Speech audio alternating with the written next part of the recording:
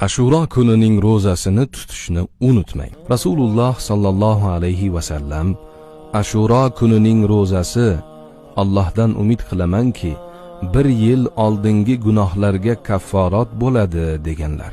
Ibn Abbos roziyallohu anhu aytadilar: Rasululloh sallallohu alayhi va sallam Ashura kuni ro'zasini tutib, odamlarni ham bu kunning ro'zasini tutishga buyurganlarida, sahobalar: "Ya Rasululloh, bu kun Yahudi va Nasroniylar ulug'laydigan kun-ku" deyishdi.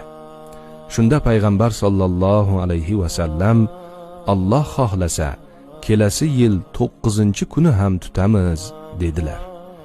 Ammo kelasi yil kelmasidan Rasululloh sallallohu alayhi va sallam vafot etdilar. Ulamolarimiz payg'ambar sallallohu alayhi va sallamning ushbu niyatlariga e'tiboran Ashura kuniga qo'shib bir kun oldingi yoki bir kun keyingi kunda ham ro'za tutmoq afzal deydilar.